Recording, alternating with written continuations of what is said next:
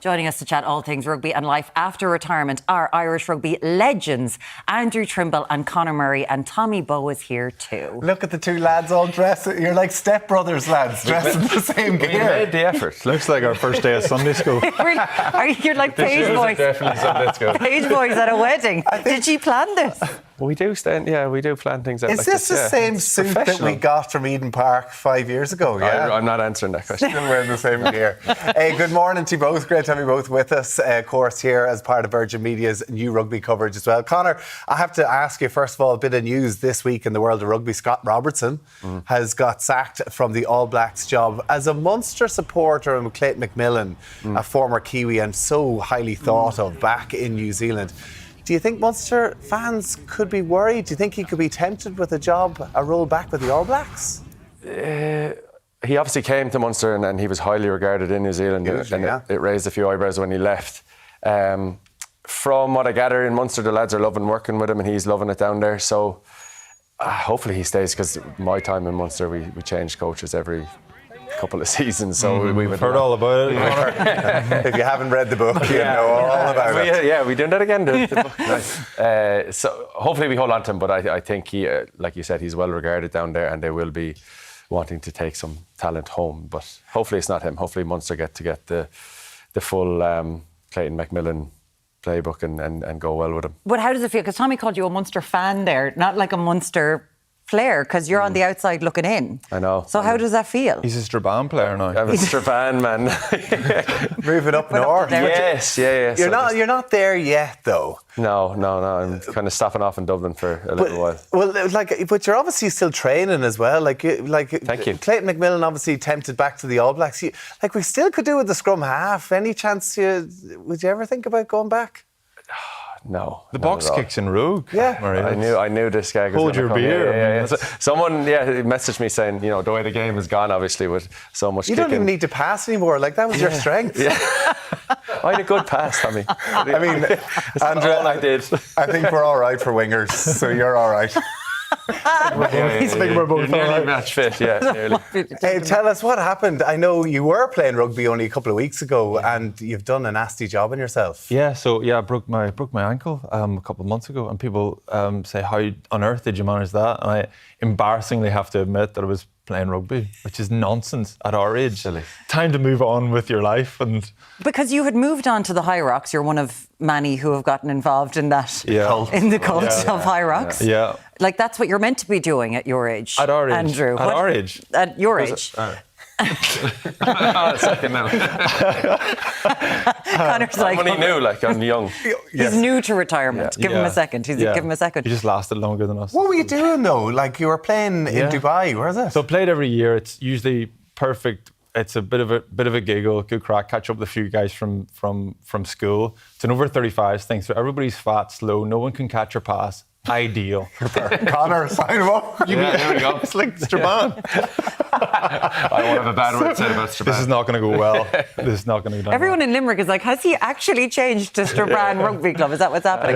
So go on, how did you break it? So I was just 2 minutes in the first game. I caught this ball and I just went past this way and got hit this way by some old lad, and just a lot of weight went through my shin and my foot dislocated. It was pointing sideways. It looked. Oh my my life flashed before my eye. I was terrified. I was like, this is way worse an injury than I've ever had playing proper rugby. And it popped out. See, at our age, lads, your foot just pops out like a piece of Lego. Never, ever play rugby. Never do it. No, I don't. Never do. You're an ambassador for Strabane. Strictly an ambassador. Strictly, never go back never on. lace up. Okay. Yeah, you had the right idea. You've never gone near. No, I haven't gone back to play. Intelligent. But for this reason, I just don't think I could face picking up a nasty injury. How's the recovery? Fine now. It was miserable for a few weeks. The surgery, bit of the pain, the meds wreck you. I looked at myself coming out of the hospital and I looked just so more disgusting than normal. It looked horrific. We were housebound for a month, and then when you come out of the house and you're back meeting people, I'm so sociable. My kids, my daughter said to me, "Why are you chatting to so many people?" It's because I didn't talk to anybody for a month. Talking to you for too long. Yeah. Did you chat to any Cork people or any GAA fans, perhaps? Andrew didn't, Trimble. No, I tried to avoid. I believe when you were on second captains, you have a few people mightn't be too happy with you. Yeah. So what did you do? I confused Parky Queeve for Crook Park, which is the most Protestant thing. Cardinal sin. Which is the most Protestant thing anyone's ever done. So you were talking about Munster playing in Parky Queeve, but instead of saying Parky Queeve, you said Munster were playing in Croke Park, because you thought just all Catholic Gaelic football yeah. As if like it's close enough. They'll know what I mean. Any stadium. You've seen one Catholic, you've seen them all. Yeah, let myself down. Let myself down big time. Did you get a bit of heat for it? Not really. But a lot of people were like, "Don't worry, Andrew. It was just a slip of the tongue. Don't sweat it." And I was like, I was kind of taking the piss here. I was kind of just joking. It wasn't a sincere apology. To be fair, it was very funny. The damp squid as well. That's another one. Double down on a silly moment. Listen, you did, of course, through the injury as well. You were down with the McKenna family in Glasgow, County Monaghan as well. The winners of Ireland's Fittest Family, unbelievable. They were just there should be the All-Stars. Davy Fitz, I reckon, could have got them lapping people if he was their coach. Yeah. But of course, we have to talk Six Nations. You are part of the Virgin Media panel as well.